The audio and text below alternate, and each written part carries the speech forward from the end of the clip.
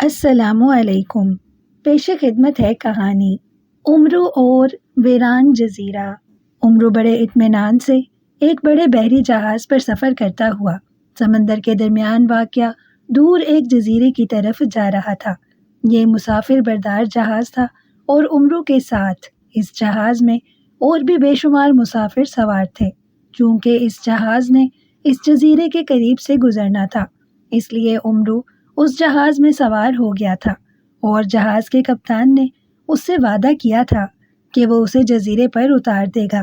اس جزیرے کا نام تو کوئی اور تھا، لیکن اس جزیرے کو سب لوگ بوڑھی جادوگرنی کا جزیرہ کہتے تھے، کیونکہ کہا جاتا تھا کہ پرانے زمانے میں اس جزیرے پر ایک بوڑھی جادوگرنی رہتی تھی جو بے حد ظالم تھی اور لوگوں کو زندہ جلا دیتی تھی۔ اس لیے یہاں کی ساری آبادی بھاگ گئی تھی۔ پھر جادوگرنی مر گئی، لیکن اب بھی طویل عرصہ گزر جانے کے باوجود اس جزیرے پر کوئی آبادی نہ تھی۔ وہ ویران تھا، کیونکہ لوگوں کے مطابق اب بھی بوڑھی اور ظالم جادوگرنی کی روح اس جزیرے پر رہتی تھی، اور جو بھی اس جزیرے پر جاتا تھا وہ رات پڑتے ہی مر جاتا تھا۔ لیکن اس کے ساتھ ساتھ یہ بات بھی بے حد مشہور تھی کہ یہ بوڑھی جادوگرنی بے حد امیر تھی اور اس کا بہت بڑا خزانہ اب بھی اس جزیرے پر واقع پہاڑوں کے درمیان موجود ہے۔ بے شمار لوگوں نے وہاں جا کر وہ خزانہ حاصل کرنے کی کوشش کی، لیکن وہ سب پراسرار طور پر مر گئے۔ جب امرو کو اس خزانے کی خبر ہوئی تو اس نے اپنی لالچی طبیعت سے مجبور ہو کر فیصلہ کر لیا کہ وہ اس جزیرے پر جائے گا اور وہاں سے خزانہ حاصل کرے گا۔ وہ امرو عیار تھا، اس لیے وہ کسی جادوگرنی سے نہ ڈرتا تھا، اور اب وہ خزانہ حاصل کرنے کے لیے اس بحری جہاز پر سوار ہو کر جزیرے پر جا رہا تھا۔ گو جہاز کے سب مسافروں، حتیٰ کہ جہاز کے کپتان نے بھی اسے جزیرے پر جانے سے ڈرایا تھا، لیکن امرو عیار نے کسی کی ایک نہ مانی تھی، کیونکہ وہ ہر صورت میں خزانہ حاصل کرنا چاہتا تھا۔ ابھی وہ جزیرہ کافی دور تھا کہ اچانک سمندر میں ایک خوفناک طوفان آ گیا۔ یہ طوفان اس قدر شدید تھا کہ جہاز کو نہ بچایا جا سکا اور جہاز ٹکڑے ٹکڑے ہو کر سمندر میں غرق ہو گیا۔ امرو عیار نے بڑی مشکل سے ایک چھوٹی سی کشتی پر قبضہ کر کے اسے سمندر میں ڈال لیا تھا، اس لیے وہ اس کشتی میں ہونے کی وجہ سے سمندر میں ڈوبنے سے بچ گیا۔ جہاز اپنے مسافروں سمیت غرق ہو گیا تو امرو عیار چپو چلاتا ہوا سمندر میں آگے بڑھتا چلا گیا۔ طوفان بھی ختم ہو گیا تھا۔ یوں لگتا تھا جیسے یہ طوفان آیا ہی جہاز کو غرق کرنے کے لیے ہو، اور سوائے امرو کے باقی اور کوئی مسافر بھی زندہ نہ بچا تھا۔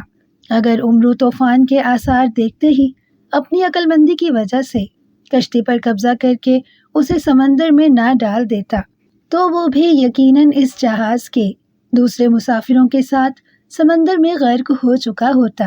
لیکن اب بھی وہ بے حد پریشان تھا، کیونکہ دور دور تک کوئی جزیرہ یا زمین نظر نہ آ رہی تھی، اور امرو کے پاس نہ پینے کا پانی تھا اور نہ کھانے کا سامان۔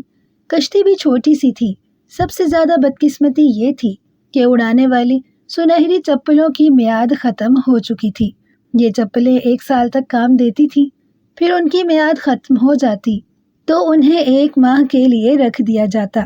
1 ماہ گزرنے کے بعد یہ چپلیں دوبارہ استعمال ہوتی اور 1 سال تک کام کرتی۔ اس لیے سنہری چپلیں وہ گھر ہی رکھ آیا تھا، ورنہ تو اسے بحری جہاز پر سفر کرنے کی بھی ضرورت نہ رہتی، اور وہ ان چپلوں کی مدد سے اڑ کر جزیرے پر پہنچ جاتا۔ امرو کشتی چلاتا ہوا آگے بڑھا چلا جا رہا تھا کہ اچانک اسے دور سے انسانی چیخ سنائی دی۔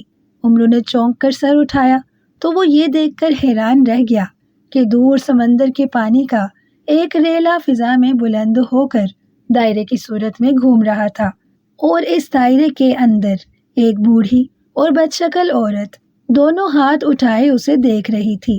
اس کے منہ کے دونوں کناروں پر 2 بڑے بڑے دانت تھے، سر کے بال لمبے اور دونوں بازوؤں پر پھیلے ہوئے تھے۔ اس کے جسم پر سفید رنگ کا لباس تھا۔ اس کے پیچھے پہاڑ نظر آ رہا تھا۔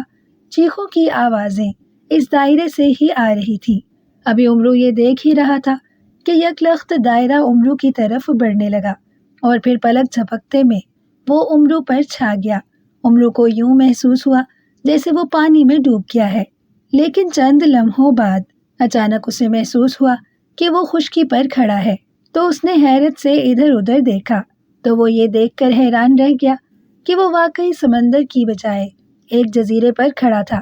وہ کشتی بھی غائب ہو چکی تھی اور اس جزیرے پر دور اسے وہی پہاڑ نظر آ رہے تھے جو اس نے پانی میں دیکھے تھے۔ یہ میں کہاں آ گیا ہوں؟ امرو نے حیرت بھرے لہجے میں کہا۔ تم میرے جزیرے پر ہو امرو عیار، اچانک ایک چیختی ہوئی آواز سنائی دی اور پھر اس نے اسی بدصورت عورت کو اپنی طرف آتے دیکھا جسے اس نے دائرے میں دیکھا تھا۔ کون ہو تم؟ امرو نے اس سے پوچھا۔ مجھے بوڑھی جادوگرنی کہا جاتا ہے اور یہ جزیرہ میرا ہے، یہاں میرا خزانہ ہے اور مجھے معلوم ہے کہ تم یہ خزانہ حاصل کرنے آ رہے تھے، اس لیے میں نے اپنے جادو کے زور سے اس جہاز کو ہی غرق کر دیا، لیکن تم بچ گئے۔ پھر میں نے تمہیں یہاں جزیرے پر ہی بلا لیا تاکہ یہاں میں تمہیں زندہ جلا سکوں، جادوگرنی نے کہا۔ لیکن تم کیسے وہ بوڑھی جادوگرنی ہو سکتی ہو؟ اس کے متعلق تو مجھے بتایا گیا ہے کہ وہ بوڑھی اور انتہائی بدصورت جادوگرنی تھی، جبکہ تم تو ابھی جوان ہو اور خوبصورتی میں بھی کسی سے کم نہیں ہو۔ تمہارے یہ ریشم جیسے لمبے لمبے بال، تم کیسے وہ ہو سکتی ہو؟ امرو نے فوراً ہی اپنی عیاری شروع کرتے ہوئے اس بوڑھی جادوگرنی کی تعریف کرنا شروع کر دی، تو بوڑھی جادوگرنی کے چہرے پر حیرت کے تاثرات ابھر آئے۔ تم مجھے خوبصورت اور جوان کہہ رہے ہو، جبکہ میری عمر ہزاروں سال ہے اور میں جادو کے زور پر زندہ ہوں، ورنہ کب کی مر کھپ گئی ہوتی، اور مجھے تو سب بدصورت اور ظالم کہتے ہیں، بوڑھی جادوگرنی نے حیرت بھرے لہجے میں کہا۔ جو کہتے ہیں وہ بالکل غلط کہتے ہیں، تم خوبصورت ہو اور جوان بھی، امرو نے جواب دیا، لیکن میرے بال تو خشک ہیں اور میرے چہرے پر جھریاں ہیں، پھر تم مجھے کیسے جوان کہہ سکتے ہو؟ بوڑھی جادوگرنی نے کہا۔ یہ معمولی باتیں ہیں، میں حکیم الحکماء ہوں، دنیا کا سب سے بڑا حکیم۔ میرے پاس ایک ایسا نسخہ ہے کہ جس کے لگاتے ہی تمہارے بال انتہائی خوبصورت اور چمکدار ہو جائیں گے، تمہارے چہرے پر موجود جھریاں بھی ختم ہو جائیں گی، تمہارا یہ دبلا پتلا جسم بھر جائے گا اور تم اس قدر خوبصورت ہو جاؤ گی کہ پرستان کی شہزادی بھی تمہارے سامنے بدصورت نظر آنے لگ جائے گی۔ خواجہ امرو نے اسے چکر دیتے ہوئے کہا۔ کیا واقعی ایسا ہو سکتا ہے؟ بوڑھی جادوگرنی نے کہا تو امرو دل ہی دل میں ہنس پڑا، کیونکہ اب اسے معلوم ہو گیا تھا کہ یہ بوڑھی جادوگرنی اس کے عیاری کے جال میں پوری طرح پھنس گئی ہے۔ ہاں کیوں نہیں، ابھی اس کا تجربہ ہو جائے گا، لیکن میری ایک شرط ہے، اور وہ شرط یہ ہے کہ تم یہ بتاؤ کہ تمہاری جان کس میں ہے۔ امرو نے کہا تو بوڑھی جادوگرنی چونک پڑی، اس کے چہرے پر غصے کے تاثرات ابھر آئے تھے۔ تم کیوں پوچھ رہے ہو؟ اس کا مطلب ہے کہ تم میرے ساتھ عیاری کر رہے ہو، بوڑھی جادوگرنی نے غصے سے چیختے ہوئے کہا۔ ارے نہیں، میں اس لیے پوچھ رہا ہوں کہ یہ نسخہ اس وقت اثر کرتا ہے جب کسی کی جان اس کے اپنے جسم کے اندر ہو۔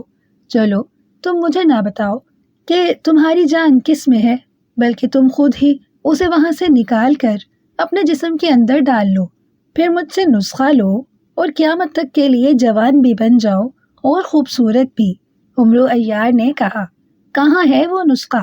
پہلے مجھے دکھاؤ، پہلے میں اس کا تجربہ کروں گی، بوڑھی جادوگرنی نے کہا تو امرو نے زنبیل میں ہاتھ ڈالا اور روغن عیاری کی شیشی نکال کر ہاتھ میں پکڑ لی۔ لو، کر لو تجربہ، لیکن چونکہ تمہاری جان تمہارے جسم کے اندر نہیں ہے، اس لیے یہ نسخہ تمہارے جسم اور چہرے پر اثر نہ کرے گا، البتہ صرف تمہارے ایک ہاتھ پر اثر کرے گا۔ لاؤ دکھاؤ مجھے اپنا ہاتھ، امرو نے کہا تو بوڑھی جادوگرنی نے اپنا ہاتھ اس کی طرف بڑھا دیا۔ امرو عیار نے روغن عیاری کی شیشی کھولی اور روغن کے چند قطرے اس بوڑھی جادوگرنی کے بدصورت جھریوں بھرے ہاتھ پر ڈال دیے، اور پھر شیشی بند کر کے اس نے اسے واپس زنبیل میں ڈالا اور ان قطروں کو بوڑھی جادوگرنی کے ہاتھ پر ملنے لگ گیا۔ ساتھ ہی وہ دل ہی دل میں کہہ رہا تھا کہ اس بوڑھی جادوگرنی کا ہاتھ انتہائی خوبصورت اور جوان عورت کا ہاتھ بن جائے۔ روغن عیاری میں یہی صفت تھی کہ اسے لگاتے ہوئے جو کچھ دل میں کہا جائے وہ فوراً پورا ہو جاتا تھا۔ چنانچہ وہی ہوا، اور دیکھتے ہی دیکھتے بوڑھی عورت کا ہاتھ جوان بھی نظر آنے لگا اور انتہائی خوبصورت بھی۔ بوڑھی جادوگرنی اپنا خوبصورت اور جوان ہاتھ دیکھ کر خوشی سے اچھل پڑی۔ وہ بڑی حیرت بھری نظروں سے اپنے ہاتھ کو دیکھ رہی تھی، جیسے اسے یقین نہ آ رہا ہو۔ اب تو یقین آ گیا تمہیں؟ عمرو عیار نے مسکراتے ہوئے کہا۔ ہاں، اب مجھے یقین آ گیا ہے، تم واقعی حکیم الحکماء ہو۔ ٹھیک ہے، میں اپنی جان اپنے جسم میں ڈال لیتی ہوں، پھر تم مجھے جوان اور خوبصورت بنا دو۔ اس کے بدلے میں تمہاری جان بخش دوں گی اور تمہیں ہلاک نہیں کروں گی، بوڑھی جادوگرنی نے خوش ہوتے ہوئے کہا۔ بے حد شکریہ، خواجہ عمرو عیار نے کہا تو بوڑھی جادوگرنی نے اپنے دونوں ہاتھ فضا میں اٹھائے، پھر ایک مٹھی بند کی اور اسے اپنے منہ کے پاس لا کر کھول دیا۔ لو، اب میری جان میرے جسم کے اندر آ گئی ہے، اب دو مجھے نسخہ، جادوگرنی نے کہا۔ ابھی لو، لیکن وہ تمہارا خزانہ کہاں ہے؟ وہ تو دکھاؤ، عمرو نے کہا۔ کیوں؟ تم خزانہ کیوں دیکھنا چاہتے ہو؟ بوڑھی جادوگرنی نے ایک بار پھر چونکتے ہوئے کہا۔ وہ بڑی مشکوک نظروں سے عمرو عیار کو دیکھنے لگی تھی۔ مجھے خزانے دیکھنے کا شوق ہے، اور پھر دیکھو، میں تو تمہیں قیامت تک کے لیے جوان اور خوبصورت بنانا چاہتا ہوں، تم میری ایک چھوٹی سی خواہش بھی پوری نہیں کر سکتی؟ عمرو نے کہا۔